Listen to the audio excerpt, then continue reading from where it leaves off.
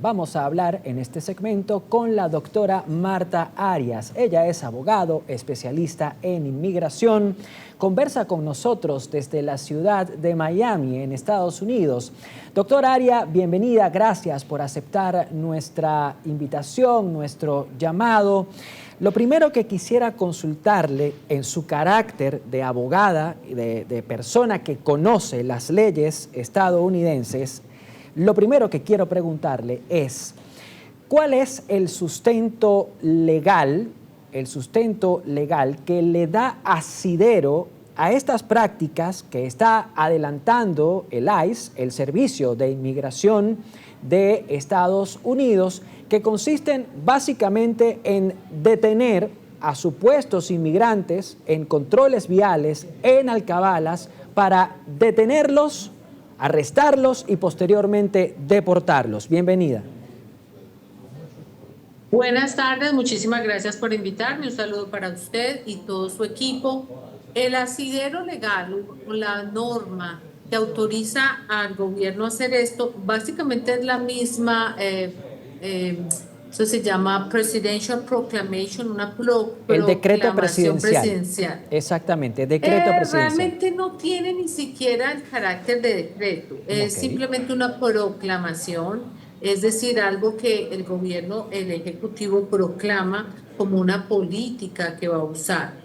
O el gobierno emitió esta proclamación diciendo que su política administrativa era deportar al mayor número de personas que estuvieran ilegales, es decir, sin documentos legales en los Estados Unidos. Obviamente, como usted dice, detener personas al azar en estaciones de buses o cuando van conduciendo, se cuestiona si es legal o no. Por ahora, esto se está haciendo debido a esta proclamación y sí, el gobierno a través de ICE, que es Immigration and Customs Enforcement, que es la agencia de enforzamiento de las leyes de inmigración en los Estados Unidos, ellos tienen la autoridad de detener personas que estén ilegales y procesarlas o deportarlas. Entonces, bueno, ahí sí tiene esa autoridad, pero la proclamación política es la que emite el presidente a través de sus memorándums y de la proclamación que emitió el año pasado.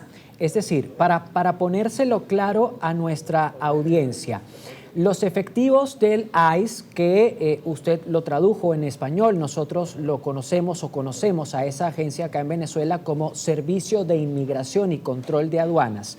Los efectivos de esta agencia pueden detener a los sospechosos de ser inmigrantes indocumentados gracias a una proclamación presidencial. Es decir, no hay un artículo en la Constitución, no hay una ley que sustente este tipo de acciones. ¿Eso es así?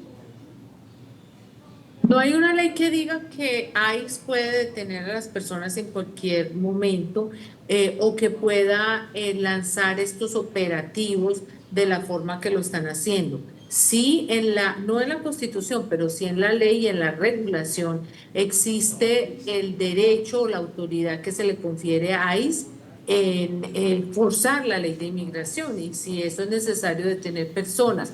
Pero ya el hecho de hacer las redadas o el hecho de hacer estos operativos no está contemplado en la ley como tal, como operativo, pero ellos pueden enforzar la ley y esto Claro. pues es lo que están haciendo porque el gobierno a través de su máxima autoridad pues lo establece como una política administrativa de su gobierno. Claro. Ahora, sabemos que ICE o el Servicio de Inmigración y Control de Aduanas, una vez que detiene, suele llevar a estas personas a refugios, a centros de detención.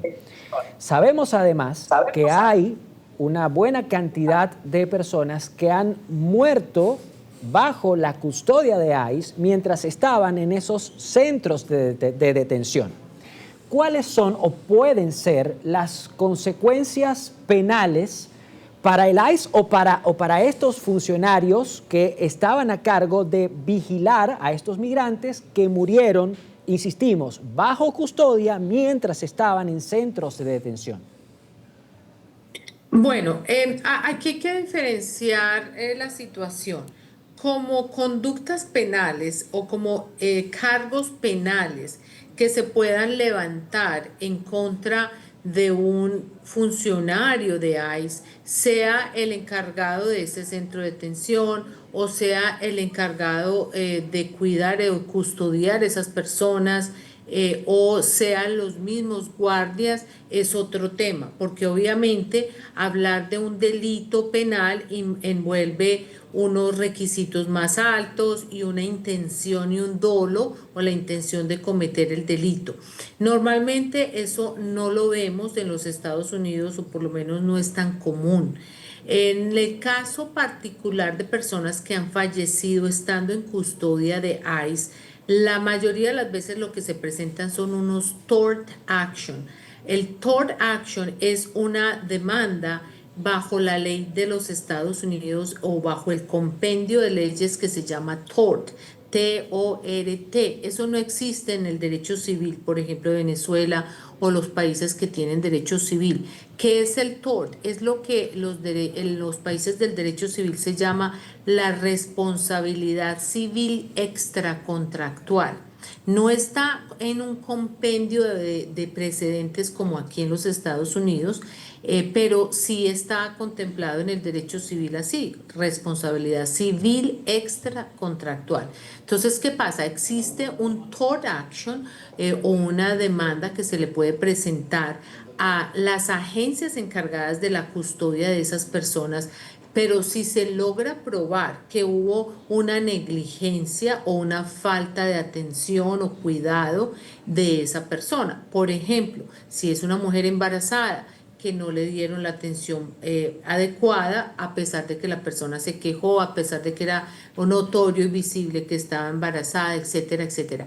Esas demandas sí existen, pero hay que también tener en cuenta, uno, que es complicado encontrar abogados que se especialicen en esas demandas de tort o de acción extracontractual. No es tan fácil encontrarlos, uno. Dos, también hay que saber a quién se demanda, porque fíjese usted, la mayoría de estos centros de custodia no son centros operados por el gobierno directamente, son centros operados por subcontratistas del gobierno. Entonces, hay que analizar cuál es el subcontratista, el contrato que hay con el gobierno para determinar si va a haber una posible demanda o una posible resarcimiento de los daños en contra del gobierno. A ver, doctora, quisiera hacerle una última pregunta antes de irnos a la pausa o antes de despedir. Tiene que ver con otro tema que por supuesto se relaciona con la migración y es la ciudadanía por nacimiento. Desde que llegó a la Casa Blanca, o regresó más bien a la Casa Blanca, el presidente Trump ha impulsado una campaña y de hecho tomó medidas para eliminar la ciudadanía por nacimiento a las personas nacidas de padres indocumentados. El caso fue escalando, progresivamente fue escalando y llegó, tengo entendido, a la Corte Suprema de Estados Unidos. Y la Corte Suprema, la mayor parte de los magistrados que integran la Corte Suprema, si no me equivoco, la votación terminó 5-4, porque son 9 los magistrados que integran la Corte Suprema de Estados Unidos. En resumidas cuentas, la Corte Suprema le quitó la razón a Trump y se puso del lado de la Constitución. ¿Podría usted explicarnos por qué para la Corte Suprema de Estados Unidos es constitucional la nacionalidad por nacimiento independientemente del origen de los padres de los nacidos en Estados Unidos?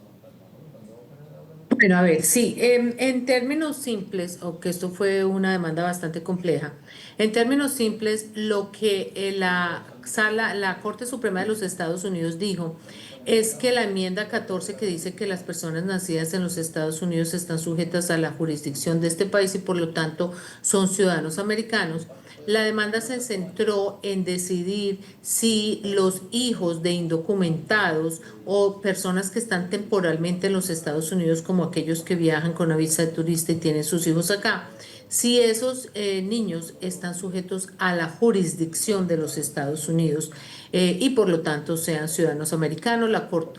La Corte Suprema decidió que sí, que de acuerdo a la Constitución, en esa enmienda 14, todo el que nace en los Estados Unidos está sujeto a la jurisdicción y a las leyes de este país, por lo tanto, sí es un ciudadano americano. La administración actual dijo que intenta volver a someter o tratar de someter esto nuevamente a la consideración de la Corte, pero por ahora esa fue la decisión, siguen siendo ciudadanos americanos. Además de el caos que esto ocasionaría, porque estamos hablando de siglos de precedentes legales, pues no sé, imagínate ir hacia atrás de determinar que todos esos niños que han nacido aquí, sea de padres que estaban temporalmente o en forma ilegal, no son ciudadanos, creo que ocasionaría un caos total en los Estados Unidos. Pero bueno, por ahora tenemos una Corte Suprema que nos dio una decisión correcta a mi concepto legal y vamos a esperar si es cierto que esta administración intenta regresar o llevar este tema nuevamente a la Corte. Perfecto. Doctora, muchísimas gracias por habernos acompañado y por la amplia explicación que nos ha dado en materia migratoria. Amigos, amigas, era Marta Arias, abogado de inmigración, se enlazaba con nosotros desde la ciudad de Miami en Estados Unidos. Indíquenme, por favor, desde la producción si despedimos o vamos a una pausa. Vamos a ir a una pausa comercial y enseguida estamos de vuelta o estaremos de vuelta con más de esta entrega vespertina de Noticias Globovisión Internacionales.